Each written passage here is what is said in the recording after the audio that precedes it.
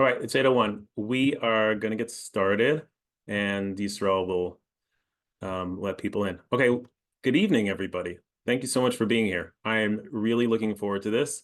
This is something that I am really passionate about. As you can conclude, I am Shmuel Fischler. I'll tell you briefly who I am in a second, but we're here tonight is for you, and it was it was amazing to see how many different people, from across the spectrum, whether it's different communities. We have people from all over the country register for this, and I think clearly it resonated with parents who they want to be the best parents that they could be. And hopefully you will appreciate this approach, which is just really a taste of it, as much as I have. So I really hope that you get that out of tonight. We'll learn all about what S.P.A.C.E is and how we could be the best parents we can. As you realized, everyone is muted as we started. I have a lot of information to get through, and I will definitely try to leave some time at the end for some questions. I can stay late a little bit and ask some questions. This is being recorded, so everyone will have access to the recording once we're done, and we'll post that publicly and we'll share it with you. If you do have questions at the end, you all are probably experts at Zoom now. You know how to raise your hand. You know how to put in the chat. By all means, please go ahead. I have Yisrael Tenenbaum with me, who is one of our clinicians, who is helping me out tonight, and he's going to monitor the chat for questions and things like that. So don't be shy, but stay muted for now. All right, let us get to why we are here. Okay, so tonight we are going to talk clearly about S.P.A.C.E, which you may or may not have ever heard of, but it's the what, and the what includes, well, anxiety is thrown around a lot. What is anxiety, at least on the surface, and the different types of anxieties that maybe some of your children may be struggling with. The why is, well, why do I think this approach is really helpful? Why do I like it so much? And we'll explain that. The how, which is, well, what is it? And what are the tools and the skills that are included in this? And the when is well, where do we go from here? What are we gonna do with this? Because again, this is just a little bit of a smorgasbord, a little bit of a tasting of what it is. I did really have parents in mind, preparing this. So if anyone's like a professional out there that's watching this, this is not a professional development presentation. This is a presentation to parents. And being a parent myself, I appreciate these things as well. So like I said, we have a nice diverse group that really registered. People are still coming in, and we had, again, not just from all over the country, but I'll tell you that the ages of the children that people had in mind went as low as 3.5 all the way up till 19. So we run the full gamut of ages of kids and young adults that have struggled with anxiety. So that's great. Okay, so what is S.P.A.C.E? Right? Not the final frontier, but what is S.P.A.C.E that we're talking about today? Stands for Supportive Parenting for Anxious Childhood Emotions. And we're going to talk about what does that mean? How can we be supportive in a helpful way for our children who are struggling with anxiety? Okay, very briefly, because this is not the important part of the night. Who am I? My name is Shmuel Fischler. I'm a clinical social worker. I'm a supervisor, cognitive therapist. I have this practice that I have the privilege of running just a bit north of Baltimore. We specialize in seeing lots of OCD and anxiety related struggles. We are a regional clinic, and I'm a board member of something called NSAC, which is the National Social Anxiety Center. So if your child is struggling with social anxiety, it's a wonderful resource. I have the privilege of being able to lecture and talk and train nationally. I'm passionate about it. And I also have this little passion project of a podcast called Mental Filter. You're welcome to take a look at that. And I love all things Chicago. Even though I haven't been in Chicago in a long time, grew up there. So whether it's sports, food, friends, everything Chicago, maybe not the cold so much, but that's where my heart is. All right. So a very brief background on S.P.A.C.E. It hasn't been around that long. I actually don't have an exact date, but it's at least 10 years, probably maybe closer to 20. It was developed by Dr. Eli Leibowitz and his team at the Yale Child Study Center up in Connecticut. And I had the opportunity to go train over there 2 times in this skills-based approach for parents. Again, we're going to talk about what this means. And the hope is that it's a shorter term type of approach to help our children learn that they're able to handle anxiety. And the stress here is problematic anxiety, because not all anxiety is a bad thing. Just the opposite. We need anxiety. Most of you probably know this, but we need anxiety to live. Otherwise, none of us would be here if we didn't have anxiety. It's good to be afraid of certain things. It's good to be anxious about how you're going to do in school, or about going to different neighborhoods at night or crossing the street.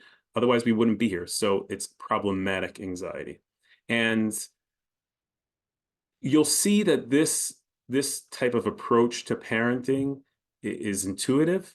It's not, I'm not going to teach you anything like that's rocket science, even though this is just a primer. It's not complex, but that doesn't mean that something's easy, right? Something could be sort of simple and straightforward, but it's not easy. And if in the chat, while we're going ahead, in the chat, if you can, just do a yes or no if anyone has ever heard of this S.P.A.C.E approach to parenting. I'd just be curious to see, how many people have heard of it or not. Just a Y or an N is fine in the chat box. Okay, so moving forward, as you're putting that in.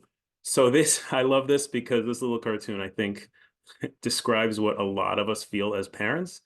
Some days, maybe for some of us, it's more days than less, or it feels like we're just trying, and sometimes it doesn't feel like it's enough. So let's talk about anxiety a little bit. And I'll try not to get stuck in the weeds here and sort of move through so we get into like, what are we going to do about it? So anxiety.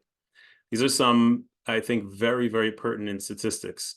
So we have, kids between the ages of 3 and 17 who have gotten the diagnosis of anxiety. So it's not including anyone who doesn't have that diagnosis.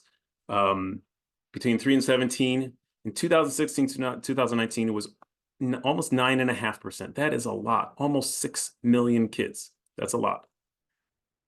Having ever been diagnosed with anxiety increased by almost a full percentage from 2007 to about 2012. Now, while I think, and it's a discussion for another time, that most anxieties certainly have an overlap, there's a certain theme, characteristics that are similar, but there's still different types of anxiety. So just quickly to give you a brief overview of the different types. Again, I realize that some of you watching are very well informed and understand all these things, and some maybe less so. And so it's valuable to just go over some of them. So you have social anxiety, right? So social is in its name. So it's in the context of peers around their age, and they're anxious, they're worried, they're uncomfortable, and maybe they're avoidant in social situations, and it really impacts them. And they want to be social, but they struggle to engage because it feels overwhelming and they're so uncomfortable. Panic. So this is a panic disorder where they have several panic attacks in different situations. And what's typically happens is that after someone has a panic attack, it's the next attacks really have very little to do with what they first got panicky about. And then it's almost like I'm panicking that I might get a panic attack, which is, again, is very hard, could be very hard to watch. Okay, separation anxiety, being away from our loved ones who represent safety for us. Phobias, so specific phobias. I'm specifically a phobia of like one particular thing: dogs, spiders, elevators, heights, etc. General anxiety, which is not locked down to maybe a particular theme. It's not OCD.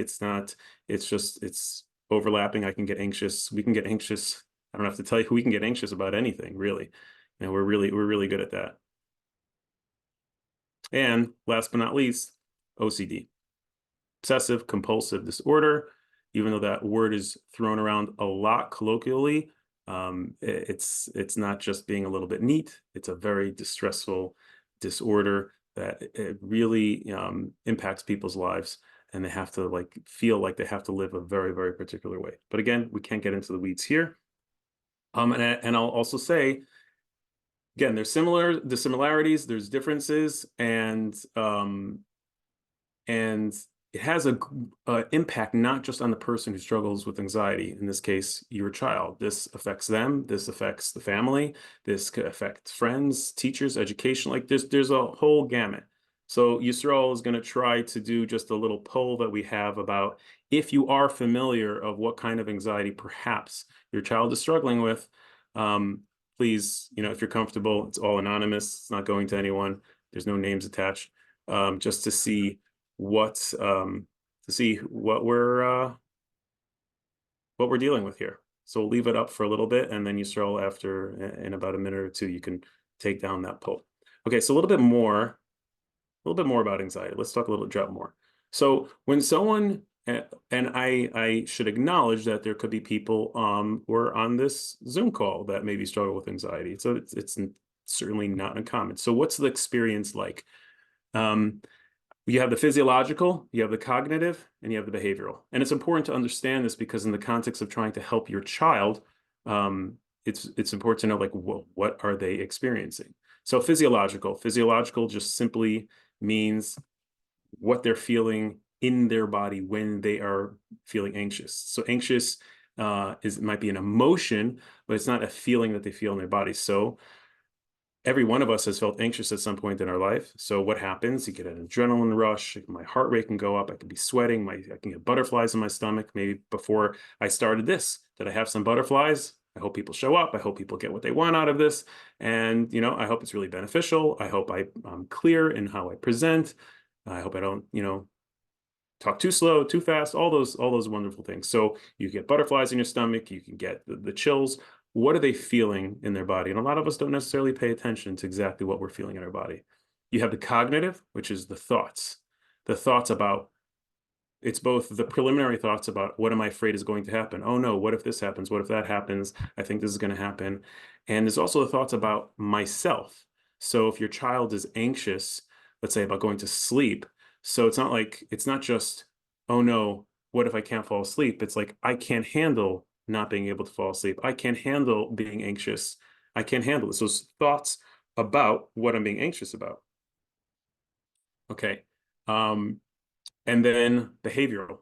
Behavioral simply is what we do when we're anxious. Thank you. So Yisrael shared some of the results from there. Fabulous. And what do we do? And what do our children do when we're anxious? So, and not all behavior is necessarily helpful. It could be helpful. It could be unhelpful.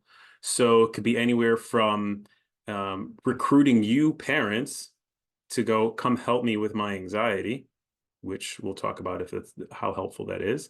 It could be I stay away from it. So if I am socially anxious, we mentioned social anxiety. So then maybe when I come to class, I sit all the way in the corner. I don't make direct eye contact. So I'm staying away from the thing, the stimulus or whatever it is that is, in the past, I've experienced has made me really uncomfortable and anxious.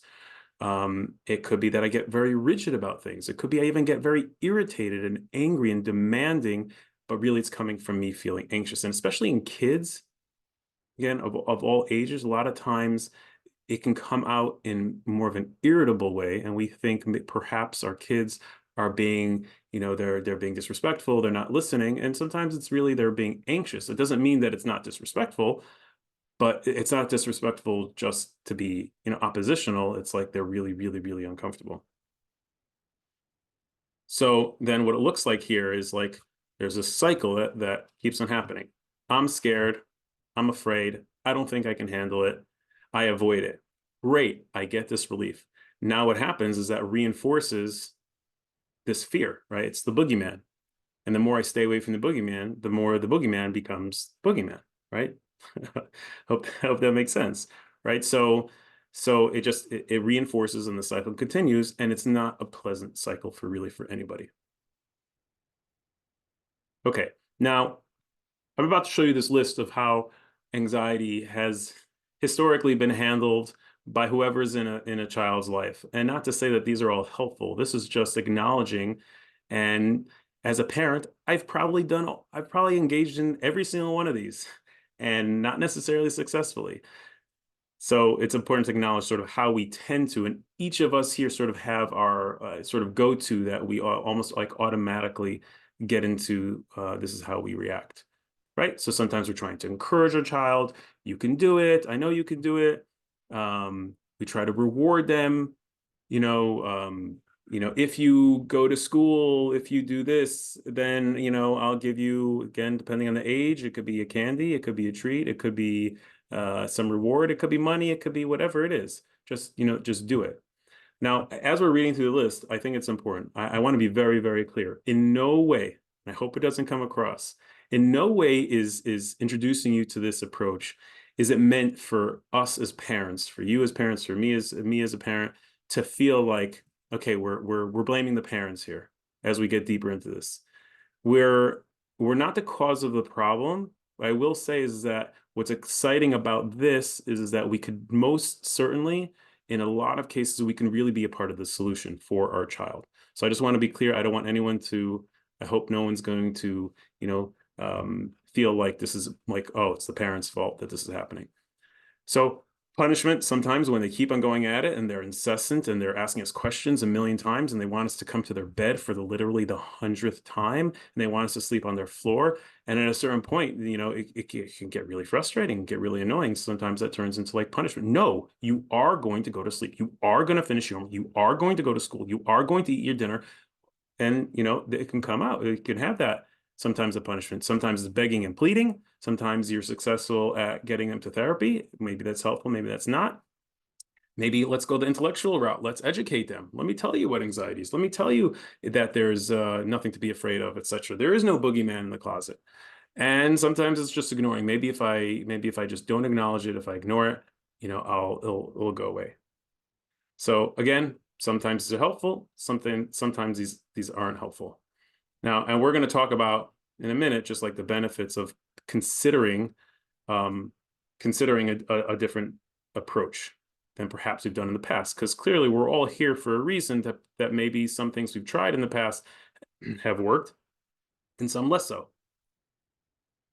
Okay, so now this is gonna speak to sort of like why consider this space approach.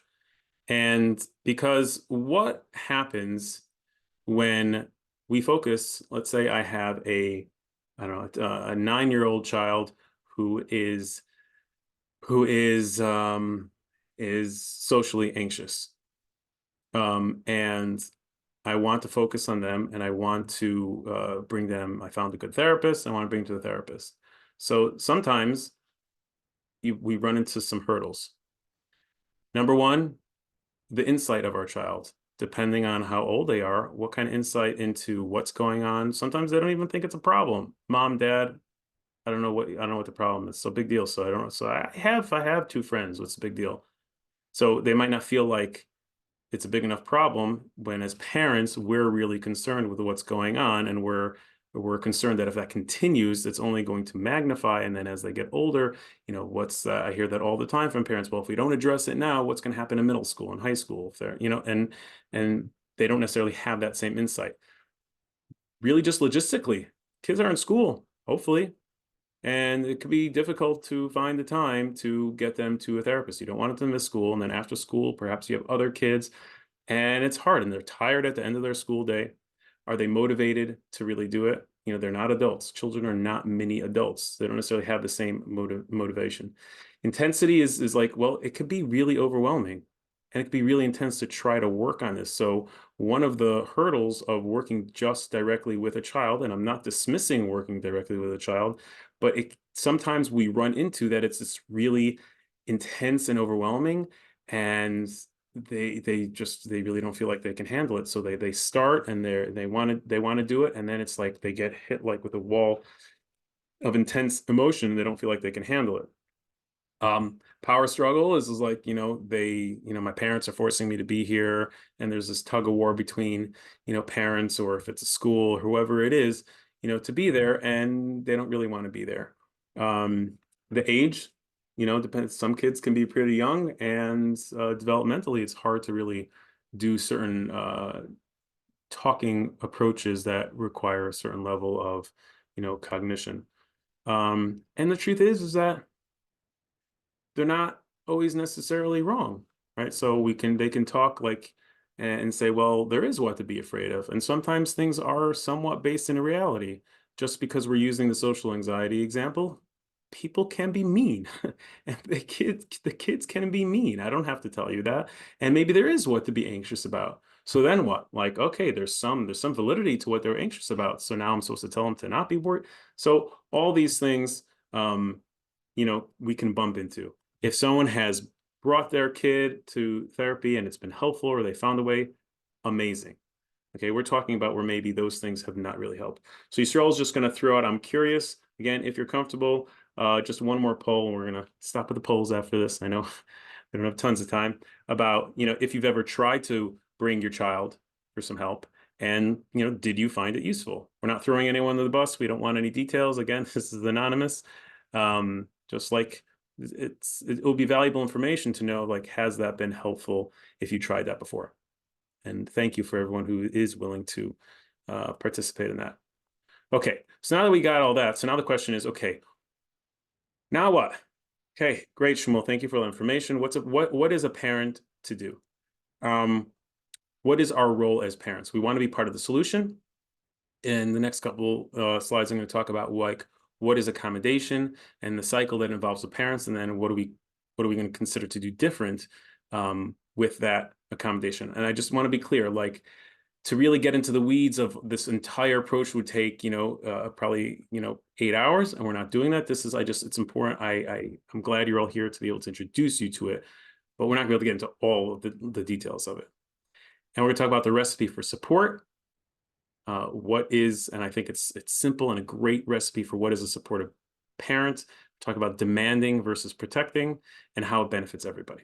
So I'm about to show you, sometimes it's nice to start off with what we shouldn't do. And for me, I think we can all agree, it's probably not the best way to go about helping, in this case, your child go to sleep. Okay, so let's talk about this recipe of what support is. And I didn't make this up. I wish I could take credit for it. But the recipe for supportive parenting, again, may be simple, but not necessarily easy, is as follows. You take 2 tablespoons of acceptance and validation, 2 tablespoons of confidence, and that equals support. What is acceptance and validation? What is confidence? Acceptance and validation is like, I see you. I see that this is hard. I see it's hard for you to talk to friends. I see that it's hard for you to take a test and you feel really pressured. I see it's hard. I understand. I appreciate that it's hard. Confidence is, I believe that you can do it. I really believe that you can do it. Now, the extreme versions of those that's where the demanding and the overprotecting is. Okay. Oh, so we have, go good. So Yisrael just shared that poll. How many out of 19 people? We have 10 out of 19 did bring their child to clinician. And we got a whole spectrum of how helpful it's been. So it's all over the map. Okay. Thank you, Yisrael. So the extreme is the demanding and the protecting. So the extreme of acceptance and validation is, and I'm not saying this mockingly, it's just like, poor baby, you can't do this. You can't, it's hard to do your homework because you feeling pressure. Okay, don't do it. Don't do it. Or it's hard to prepare your lunch. I'll do it for you. I'll do it for you. Because, like, it's hard to see our children struggling. It's hard to see our children in pain. And you'll have to take my word for it. Like, I'm not a sadist. I'm really not. I don't enjoy seeing people in pain. But the extreme version of that acceptance and validation is not necessarily helpful. You'll see in a minute. And the extreme version of confidence is deal with it. Like, just grow up. Stop being such a baby. Just make your lunch and get out of here, okay? Just go talk to them. Go talk to your friends. You have a question in class, raise your hand. I don't understand what the big deal is. That's the extreme version of being, like, overly confident. So the ideal, again, pretty simple, but not necessarily always so easy. I see that this is hard for you, but I'm 100% sure that you can handle it. That is, I personally love this because it's just straight to the point. Okay, so for example, some examples of shifting, and it could take practice for a lot of us when we're used to, automatically thinking and speaking in a certain way, is, some examples of demanding and protection and trying to shift it into support. So it's not frightening. There's nothing to be afraid of. I don't understand. There's nothing to be afraid of. Well, it scared you. I'm also sure that you're going to be okay. If you're talking about, let's say about your daughter, she can't handle stress. No, not she can't. It's hard for her, but she can learn to manage it. I need to protect her. So she can't do it without me. I need to protect her. Well, part of my job is to prepare her for dealing with challenges in life, right? I think every parent wants what they want what's best for their child, and they want them to be a thriving, successful, independent adult. And what comes along with that is dealing with challenges. So we don't necessarily want to throw them always into the fire, but we want them to build up the ability to be able to handle challenges. And the package deal is that means that they have to handle being uncomfortable and not knowing what's going to happen. And that's hard. That's the reality, though.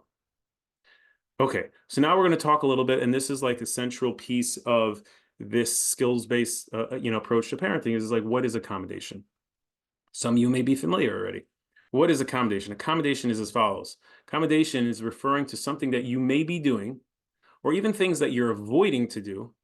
And the reason why is because of your child's anxiety. It's a direct response. So I won't go out at night with my wife because my child is going to have an attack and won't let me leave the house. So I'm not doing something in direct response to my child's anxiety.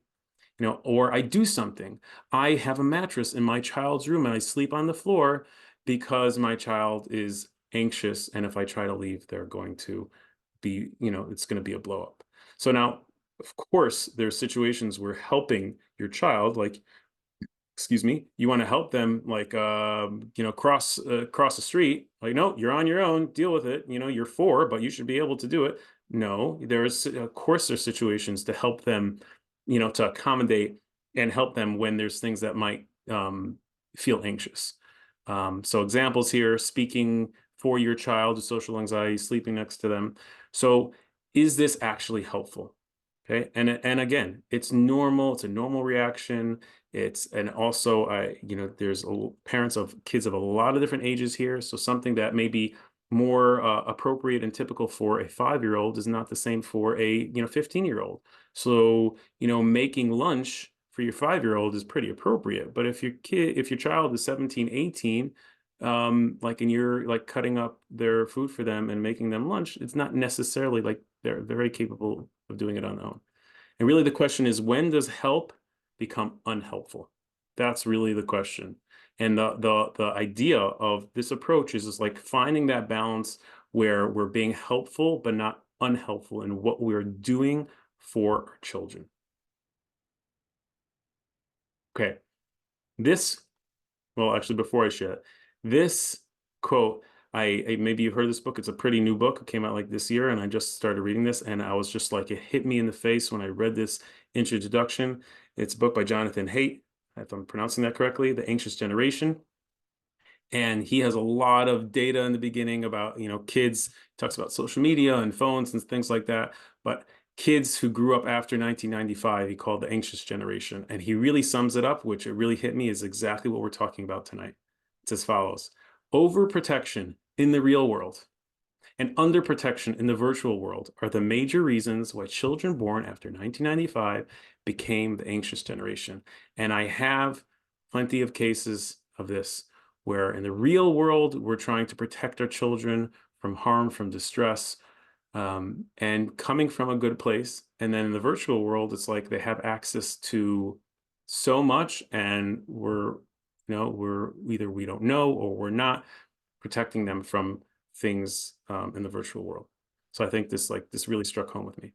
Okay, so now let's talk about so what happens, how does this whole thing that I'm talking about with accommodation, how does that contribute possibly to my child's anxiety, and how can I be part of the solution if it is indeed contributing to this cycle? Okay, so we're going to start at the top here. Hopefully you can read it. So distress related to being anxious. And this is loosely based on, clients that I've seen before. Okay, I can't leave for school before checking the weather forecast. So this child was particularly anxious and afraid of, bad weather, thunderstorms, rain, maybe tornadoes, things like that. And I'm trying to remember the age, but it doesn't make a difference right now. And so what happens? What's this? It's called family accommodation. What is being accommodated? So the father wants his son to go off to school, and it's late. I got to leave in 2 minutes. Got to do carpool, whatever it is. And okay, takes out his phone. Typically, he doesn't let his son play with his phone. We're gonna check the weather. And no, I have to check it 3 times. I have to check maybe 3 different sites or 3 different apps. I have to look out the window. I have to look at the 7-day forecast, not just today's forecast, whatever it is, until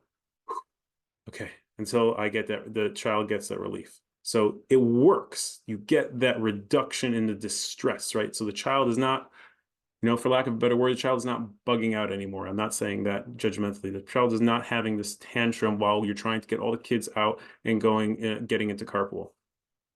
And so after checking the forecast, it's clear, child go to school. Yes, win. I got my child to school. However, as you see down on your bottom left, there should be, is continued dependence, right? So what happens is that, well, now I'm learning slowly but surely, and again, I'm not parent blaming, I'm just saying they start to learn, okay, I need to rely on this external thing, whether it's a parent or an app or whatever it is, to try to get the information to reassure me that things are going to be okay.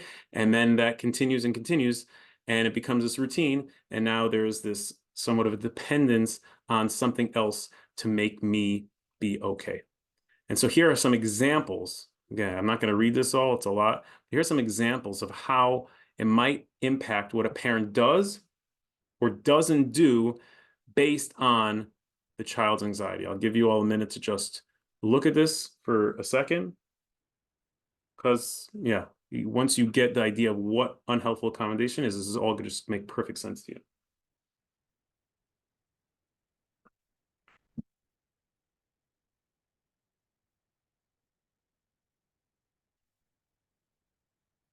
So, and as you can see, there's like similarities here of what a parent is doing or not doing. But it's kind of nice to see this, how it applies to different types of anxiety. Okay, so what's the big deal? Like, yes, okay, accommodation is probably unhelpful. Accommodation is probably not the best thing, but like at the end of the day, like, what's the big deal? So the truth is like, I'm not here to tell anybody.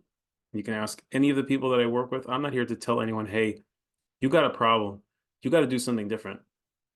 Not only is that just like, not fair, but it's also not productive. Only you as parents, and hopefully together as parents, if there's 2 parents at home, have to decide, like, this is actually a big enough deal. This is getting in the way of a lot of things. And there's ways to track that to see just how much it is impacting things. Now, here's some data. There's plenty of research that when there's this accommodation, anxiety symptoms tend to be more severe, more severe impairment on the family. It can potentially bring other problems with it. So then if I'm anxious about going to sleep, then I can develop sleep-related problems. And 95% of parents of kiddos who do have anxiety engage somewhat in this unhelpful accommodation. And I would say probably 95% of parents are unwittingly doing it, not realizing that perhaps, excuse me, it's not being helpful.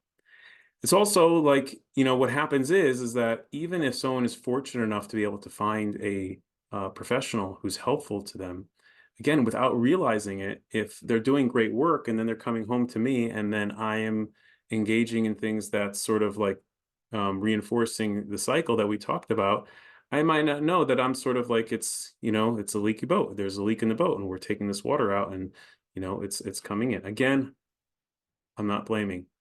It's really not. Now, what's nice and the benefits of if work is working on this is that it builds independence, both for the child, because they learn that, hey, you know what, I could handle things. And it develops boundaries for everyone. I cannot tell you how many parents that I that we work with on this. And this is, I didn't make up this approach. This approach is all over the country. Is that one of the really nice things is that parents learn, like, they can have a lot of their own space back, whether it's literally their space in their bedroom, whether it's having certain boundaries and being able to go out at night or eat when they want, or when they realize how much it's permeated their life. You can really, like, get that back. And also, this is a unilateral approach, meaning that it's not punitive. This is not mean. It just doesn't depend on the child, like, being on board. We said earlier about motivation and insight. Do they think it's a problem? The nice thing about this is that it doesn't depend on them. It's not like, oh, are you willing to do this? This is about us as parents realizing that certain things we do are helpful, certain things we do are not necessarily so helpful. So therefore, we're going to make some changes on the parent level, and we're going to, not do this because it's not so helpful. And even though it will initially, be distressful, but ultimately it's going to be helpful. And so that doesn't depend on my child saying, okay, I'm on board, which is nice. Okay, so you've already gathered, I think, from what we talked about so far, like, what this sort of includes. Now, this can be done, I have it later, but this can be done in both on an individual with a set of parents, or parents, I should say. It's either single parent households or two parent households, or it could be done, in a group with a group of parents. But these are some of the principles that would happen if you were to work with someone who is familiar with this approach. And this stuff is not done all at once. This is scaffolded. It's built up. It's not like, okay, tomorrow we're, like, not going to do anything for our children who are anxious. No, it's intentional. It's planned. You're building up. It's not all at once. Okay, so here are some of the things, some of the skills that you would gain if you were to sort of follow this. And I'm going to give you some resources before we leave that you can get deeper into. So, like we touched on, parents will be able to understand and appreciate really, like, what anxiety is. The more knowledge we have about anxiety, the more we can appreciate what it's like for a child. Most of the time when I work with parents, what tends to be is that we have one parent. I'm just assuming for a second, a two-parent home. It doesn't have to be. But when there's two parents or two caregivers, what tends to be is that one leans more towards this end of the spectrum. So maybe more of that, confidence, encouraging, you could do it, just do it. And one parent tends to skew more along the spectrum that, let me protect them. And we want to sort of try to bring them more to the mean. And so it's important that parents get on the same page. But what could help with that is understanding, what anxiety is, and appreciate what it's like for our child, and also understanding that, what the cycle is, right? Going through this, you'll be able to learn how to practice and improve our support for our children that is in the most helpful way possible. You will assess, and there's tools to really track, just to see, like, how much of this is happening. And we learn a lot about ourselves, and how much it's potentially reinforcing our child's anxiety. Now, I stress the word collaboratively here. This has to be collaborative. Again, if there's more than one parent at home, it really, really has to be collaborative, and decide we target something. Because I didn't ask you, but it's probably true that there's maybe more than one thing that your child is anxious about. So it could be that there's sleep, but there's also social, or there's also something going on in school. They don't want to, raise their hand in class, even though they have a question. So as parents, we decide very targeted, well, what do we want to focus on? And then even within the behavior, let's say it's sleep that we want to focus on, let's start over here and build up.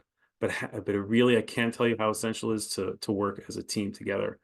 And then you practice and inform your child. I put an asterisk here because there's different ways and I think depending on the age of how we inform the child, and again, it's called informing because, like I said, it's unilateral, right? We're not like negotiating with our child. We're not saying, oh, if you do this, we're going to take you to ice cream. We're not doing that. We are informing. There's actually, again, the time doesn't allow to get into the weeds. We actually literally write a letter and read a letter. It helps us articulate our thoughts and what we want to say in a supportive way. And we read it. We're introducing to the child that, we're going to be doing something different. Mommy and daddy, whatever you refer to yourselves as, we're going to be doing something different. And this is why. And we know it's hard for you, and we love you, and you're working hard. We also believe in you. And these are the types of changes that we're going to make for this and this reason, and then get into the specifics. Now, so a child, I know some people have younger kids, so a 4-year-old child is not necessarily going to appreciate a whole, soliloquy of, what you're going to do. Is it as necessary to, sort of inform them in the same depth as you would a 12-year-old? Maybe not. So it can inform the parents more of what kind of changes they're going to make, and in their child-friendly language for that age, like, I'm not going to do this. Like, let's say a child wants you to stay in the bathroom when they're 4 or 5 years old, when you both have concluded that they can be on the toilet by themselves, and you don't have to stay in there the whole time. So, okay, mommy's gonna leave the room now, 'cause I know it's hard for me not being in the room, but mommy knows that you can handle it, so I'm gonna be outside the bathroom. It doesn't have to be a whole necessarily, big ordeal, depending on the age. And then this second to last thing, I think, is the hardest part, because it's hard to stay determined and to follow through and resist that innate desire to reduce the distress of our children. Who wants to see their child in distress? But when we realize that actually, if every time we sort of save them from distress is not helpful, then we're not going to do it. We're not going to do it in an angry way. Okay, now I'm not going to do this now. It's not, no, this is out of love. This is out of support. I want what's best for you, and I know it's really hard, and therefore I'm not going to do this, right? The same way you wouldn't give your child, ice cream for breakfast, lunch, and supper. I'm just assuming that, going on a limb here, right? Because it's not really going to be helpful for your child. So even if they kick and scream every single day, you're not going to be giving them ice cream for breakfast, lunch, and supper, right? Because it's not helpful, even if they're crying about it, right? So that's the idea. And then you continue moving along for all the different like behaviors that are just really their child is stuck on. Okay. Now, just a little bit more here before I know we have a hand raised. Yeah, if you could just wait just a couple minutes. I really don't have that much more to get through. And then and I don't know if there's any questions in the chat.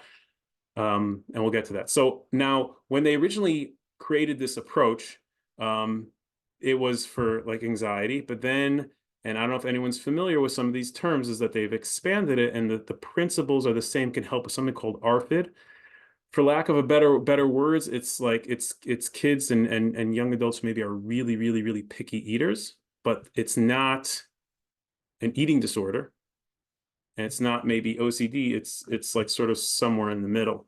Again, I just wanted to mention these things, and also this is even not for kids, right? The principles of unhelpful accommodation can apply to, here they call it adult dependent children, but it also refers to maybe some people more familiar with the term like failure to thrive. So it's even for adults that are, for years, or just haven't been able to, assuming there's not something else that's prohibiting them, that's limiting them from becoming independent adults, but they're just like, they're stuck. And sometimes the parents are accommodating in an unhelpful way. Okay, where do we go from here? Great question. Just a couple of really like final thoughts here. Potential hiccups that might get in the way. Again, this is just a teaser. Is if parents are not on the same page. So that's really going to get in the way of being able to follow through on this. Our own anxiety, right? So if we struggle with our own anxiety, it's going to be very hard maybe to be a container, a holder, and be able to handle our children who are being anxious in that moment. And that might make us a little bit more susceptible, a little more vulnerable to accommodating that anxiety. Care not big enough is like, I've actually had parents like, can this help get my kids to do their chores? Like, no, that's not what this is for. But it's great actually if the carrot is not big enough, meaning that if the behavior, if the anxiety is not that such a big deal, so then like, it's gonna be hard to really stay motivated to follow through. So, it just I want to acknowledge that sometimes if it's not that bad, which is not a bad thing, then it might be hard to follow through on this. We mentioned about doing this group versus individual. There's pros and cons to both. They could be really supportive having a group, but also some people don't want to be in a group. It could be more economical being in a group. Okay, something that we're going to do is that we are going to be launching a group. We can also do individual. I will say we have people from across the country, and I'm glad that this is being sort of introduced to people across the country. We can only actually work directly with people who are in Maryland at this point, but there are providers across the country. But we are hopefully going to be launching a group in the near future, and we're happy to send out information about that. I think it'd be very powerful having parents in a group who are going through something similar and supporting each other through this process. Some of the resources, and then we'll get to questions, is after several years after he developed it, Dr. Leibowitz wrote a book. This is the book right here, and it's actually a very easy read. I recommend it. Again, I'm going to be completely objective here and say that if you're able in a position to get guidance from someone who's really trained and a professional in this, I would certainly recommend that. And here are some of I'm happy to send this, to whoever wants. These are some links. So if you go on the SP.A.C.E treatment site, they do have a list across the country of different providers. The next one is on our site, cbtbaltimore.com. We'll probably send something out to you for those who might be interested in a group. And I know this is recorded, and so if someone's watching it, they can go on here and request a group. Also, I will say that I had the fortune to interview Dr. Leibowitz through on the platform of National Social Anxiety Center, and he talked specifically about social anxiety with this approach. The IOCDF, if your child perhaps struggles with OCD, or you're wondering if they struggle with OCD, wonderful, wonderful organization that has a really thorough, in-depth website about lots of anxieties, but they focus primarily on OCD. They have a wonderful conference, which is made for families. It's really, really good. And then we have a newsletter that we send out that has information on this too. And that's the basics of what this approach is. I hope it came across clear, sort of what are some of the basic concepts of this approach that I personally find it very empowering that as parents, like there's some things that are not in control, but there are also some things that are very much in our control. It's not a magic trick. I'm not saying like, oh, you do this and your child won't feel anxious, but there are certain things that we can do as parents, as unified parents, that could really actually be very helpful for our children. These are just some of the things that we have here in our practice, but other than that, I will open up for questions or comments. Yisrael, I don't know if you saw any. I know we have Yael. You could unmute yourself if you'd like. And anyone else who has a question can raise their hand.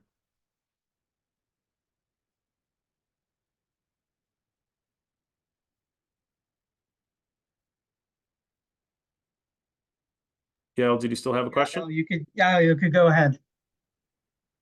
Like, we can't hear you. I see that you're not muted, but for some reason I can't hear you. I don't know if your microphone maybe. Can you hear me? Yes, now I can hear you. Great. All right, thank you. So first of all, thank you for the presentation. It was really good. You're welcome. Two questions. So first of all, when you're talking about taking away accommodations, it made me think of like sleep training for babies and how there's like the cold turkey approach, and then there's the approach where you kind of cut it back slowly. So is there room for slow? Yeah, 100%. Yeah, if I didn't Okay. make that clear, yeah, 100%. We scaffold it. So even within, just use the sleep example, and let's say and let's say I spend an hour and a half in my child's room and I have to say goodnight, 13 times, and I have to kiss my child 5 times, and whatever it is, so I can scaffold it back and say, you know what, starting again, this is all like, giving you just a small piece of it, but I could, okay, starting, at this point, I'm only going to be in your room for 15 minutes or whatever it is, 20 minutes, half hour. And then after that, I'm going to say goodnight, and then I'm going to leave. And I know that it might be really hard for you. I also know that you can handle it. And, you can start with you don't have to go for the jugular, so to speak. You could, take like a step down approach, 100%. Okay. I thank you. I said one more question. That's okay. Yeah. So this seems to work well with where the parents are involved, but when it has to do with the child taking initiative, let's say with social anxiety, and they Great would question. choose to like go see a friend or speak up in class, like that seems to need more encouragement. This wouldn't really have a direct effect on that, right? Right. Yes. Yes. So yes, if a child is like, let's say, for example, I'm trying to think of an example. It is contingent on involvement from the parents, that they're either doing something but also not doing something, right? So if, let's say, for that same child, let's say because the child gets so anxious, they don't go out to eat in restaurants. So we're going to go out to eat in restaurants. I'm not going to pick you up and put you in the car and bring you necessarily. I'm not going to drag you, but we are going, or we're going to a family occasion, right? I don't want to go because there's so many. So we're going to continue doing what we think is, the most helpful thing. But you are correct. If it has zero involvement, if, let's say, I had to pick like a social, an OCD type of thing. So let's say they're counting, they're repeating something.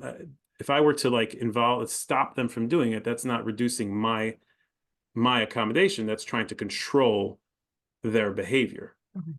Right. Correct. So Correct. do the two work hand in hand? Can you like do this together with some encouraging things to work on like the things that they need to work on themselves?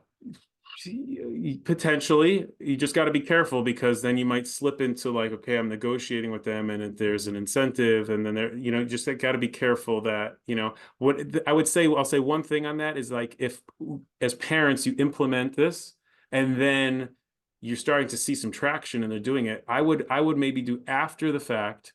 Like, you see, like, how great you handled X, Y, and Z last week. You know what? I want to treat you to whatever, as opposed to, they're doing it for something. Does that make Right. sense? Okay. Thank you. You're very welcome.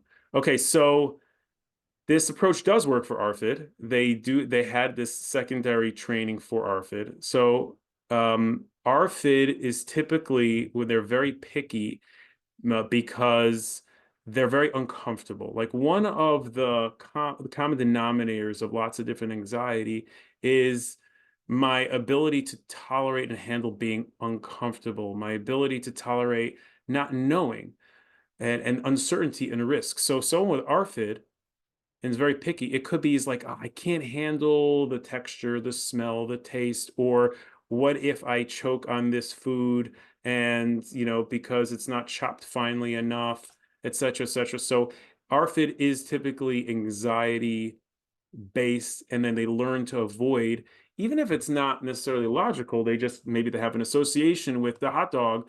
They once saw someone on TV choke on a hot dog or something, and they decided that it's dangerous, so they stay away from it, and then it just kept on being reinforced, and stay away, stay away, stay away.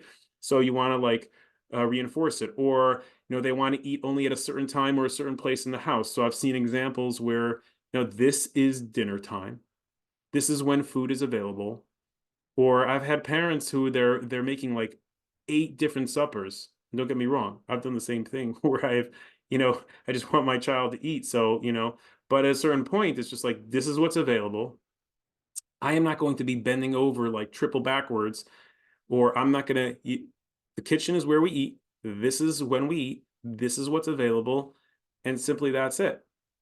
So that's just an idea of how it potentially could be helpful for that. Again, you want to do it planned and systematic. I'm just like not saying to just like, stop everything that you're doing. I hope that answers the question. Okay, we even have time to spare. Does anyone have Any other questions, comments? Through a lot of information, just a short period of time. Feel free to call out Yeah. one at a time.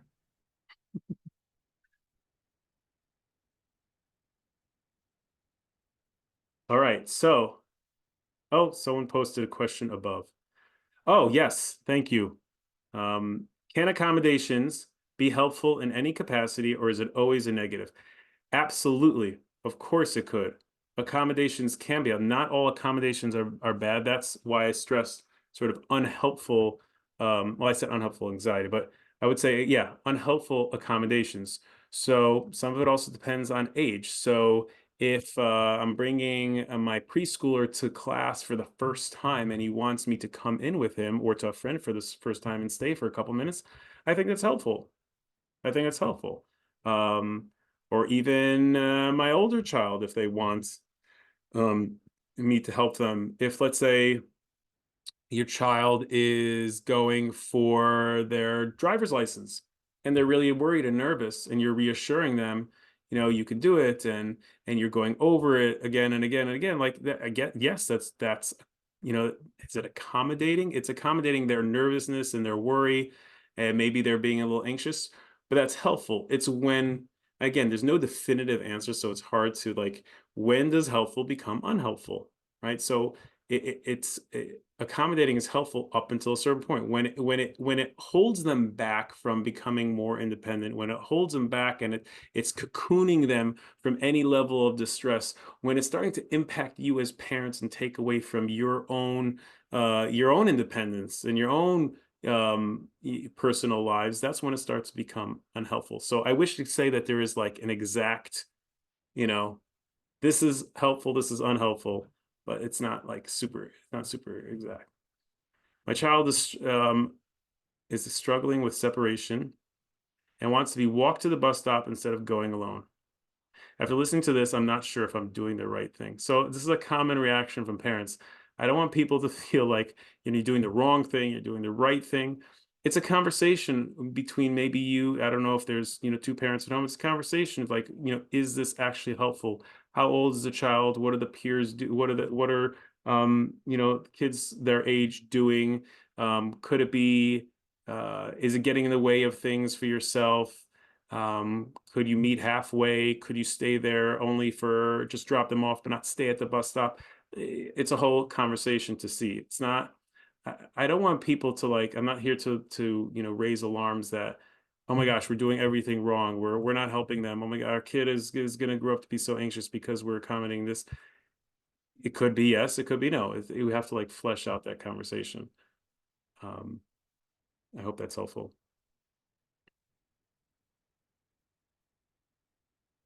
Okay. You're very welcome. I'm happy I'll stay on, if someone's more comfortable asking questions when we wrap up, but I will stay on for a couple minutes. I thank you so much for being here. Like I said, we'll probably follow up and send some things out, whether it's about the group or the recording, and you're welcome to share it. And I hope you benefited from being here tonight. I appreciate you taking out the time. Have a great night, everybody.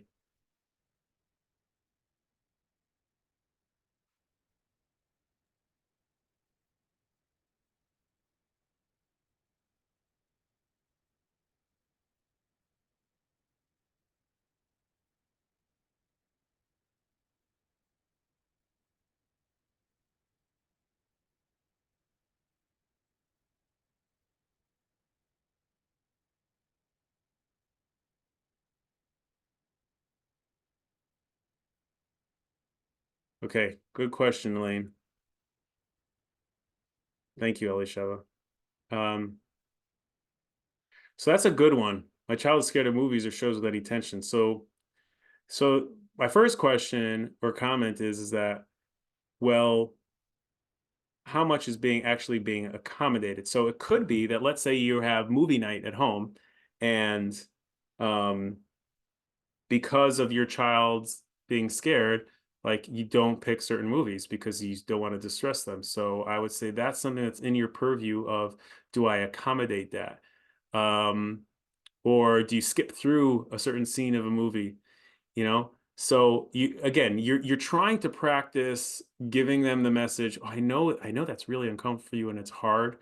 I also know that you could handle it." Now, the other question is like, is it completely like necessary for someone to handle like Saw 18 or whatever Saw is up to, or Nightmare on, Elm Street, The Return of the Return, or whatever it is, right? Is that, how this is what I referred to earlier, is like, is the carrot big enough? Like, how important is it to be able to handle those things? Does it get in the way? Sounds like maybe it gets in the way a little bit socially.